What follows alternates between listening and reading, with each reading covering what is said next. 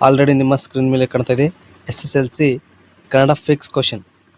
ಯಾವ ಪ್ರಶ್ನೆಗಳು ಮತ್ತೆ ರಿಪೀಟ್ ಆಗುವ ಸಾಧ್ಯತೆ ಕೂಡ ಆಗಿರುತ್ತದೆ, ಮಾಹಿತಿ ತಿಳಿಸಿಕೊಡ್ತೀನಿ. ಮೊದಲನೇ ಪ್ರಶ್ನೆ, ಕನ್ನಡಕ್ಕೆ ಪರ್ಷಿಯನ್ ಶಬ್ದಗಳು ಯಾವಾಗ ಬಂದವು? ಶಾನುಭೋಗರ ಬ್ರಹ್ಮಾಸ್ತ್ರ ಯಾವುದು? ಈ ಪ್ರಶ್ನೆ ಕೂಡ ಮುಂದಿನ ದಿನಗಳಲ್ಲಿ ರಿಪೀಟ್ ಕೂಡ ಆಗಿರಬಹುದು, ಒಂದ್ಸಾರಿ ನೆನಪಿಟ್ಟುಕೊಳ್ಳಿ. ನೆಲ್ಸನ್ ಅವರ ಮೂರ್ತಿ ಇರುವ ಸ್ಥಳ ಹೆಸರೇನು? ಸೂರ್ಯಮಿತ್ರನು ತನಗೆ ಕ್ಯಾಸಿಪಿತ ಎಂಬ ತಂಗಿಲ್ಲ ಎಂದು ಹೇಳಲು ಕಾರಣ ಏನು? ಕುಂಪಣಿ ಸರ್ಕಾರ ಹೊರಡಿಸಿದ ಆದೇಶಗಳು ಯಾವುವು? ಈ ಪ್ರಶ್ನೆ ಕೂಡ ರಿಪೀಟ್ ಆಗುವ ಸಾಧ್ಯತೆ ಕೂಡ ಆಗಿರುತ್ತದೆ. ದ್ರೋಣನು ಎರಡನೇ ಪರಶುರಾಮನ ಬಳಿಗೆ ಬಂದನು. ಪುಟ್ಟ ಪೂರ್ಯಮ್ಮ ಗುಡಿಸಿನಲ್ಲಿ ಹೇಗೆ ಮಲಗಿದ್ದಾಳೆ? ಕನ್ನಡ ಭಾಷೆ ಹದಗೊಂಡಿದ್ದು ಹೇಗೆ? ಕೈಗಾರೀಕರಣಕ್ಕೆ ವಿಶ್ವೇಶ್ವರಯ್ಯ ಅವರ ನೀಡಿದ ಕೊಡುಗೆ ತಿಳಿಸಿ. ಈ ಪ್ರಶ್ನೆ ಕೂಡ ಇಂಪಾರ್ಟೆಂಟ್ ಆಗಿರುತ್ತೆ. ಸಾಮ್ರಾಟರ ರಾಜ್ಯಾಭಿಷೇಕವಾಗುವ ಸಿಂಹಾಸನ ಮೇಲಿರುವ ಕಲ್ಲುಪಾಟಿ ವಿಶೇಷತೆಯನ್ನು ತಿಳಿಸಿ. ಸೂರ್ಯಮಿತ್ರನು ಅಗ್ನಿಭೂತಿ ವಾಯುಭೂತಿಯರಿಗೆ ವಿದ್ಯಾಭ್ಯಾಸದ ನಂತರ ಮಾವನೆಂಬ ಹೇಳಲು ಕಾರಣ ಏನು?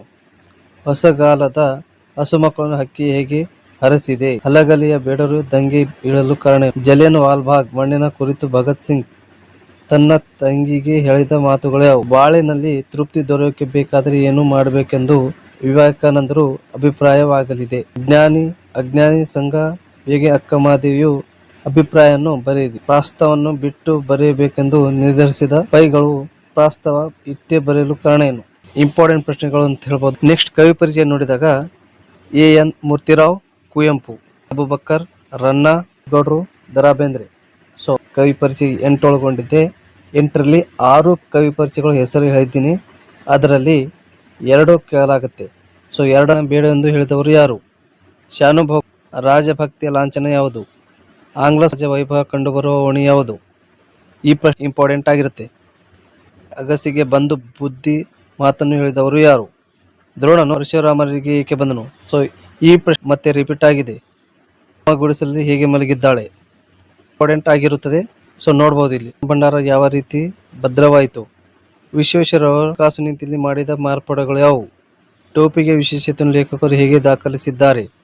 ರಾಜ್ಯಸಭೆಯಲ್ಲಿ ಅಗ್ನಿ ವಾಯುಭೂತಿ ಮೂರ್ಖರೆಂದು ತೀರ್ಮಾನಿಸಿದ್ದೇಕೆ? ಹಕ್ಕಿ ಹಾರಾಟವನ್ನು ದೇಶಕ್ಕೆ ಹೇಗೆ ಹೋಲಿಸಿದ್ದಾರೆ? ದಂಡು ಹಲಗಲಿಯ ಮೇಲೆ ಹೇಗೆ ದಾಳಿ ನಡೆಯಿತು?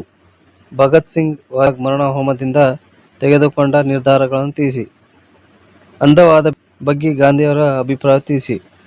ಜ್ಞಾನಿ ಅಜ್ಞಾನಿ ಬಗ್ಗೆ ಅಕ್ಕಮಹಾದೇವಿಯ ಅಭಿಪ್ರಾಯವನ್ನು ತಿಳಿಸಿ. ರಾಜರ ಪ್ರಕೃತಿ ಹೇಗಿರುತ್ತದೆ? ತರಬೇತು ಕೊಡುತ್ತವೆ. ಹಸಿದು ಮಲಗಿದ್ದ ಹುಲಿ ಏನೆಂದು ಯೋಚಿಸಿತು? ಮೂರನೇ ಅಡ್ವರ್ಸ್ ಲೇಡಿನಿಂದ ತಂದ ಸೀಲೆ ಹೆಸರೇನು? ಸೋಮರ್ಸ್ ಮಕ್ಕಳ ಹೆಸರೇನು? ಹಲಗಲಿಯ ಬೇಡರು ಯಾರ ಅಪ್ಪಾಳ್ಯ ಹೊಡೆದು ಉಳಿಸಿದರು?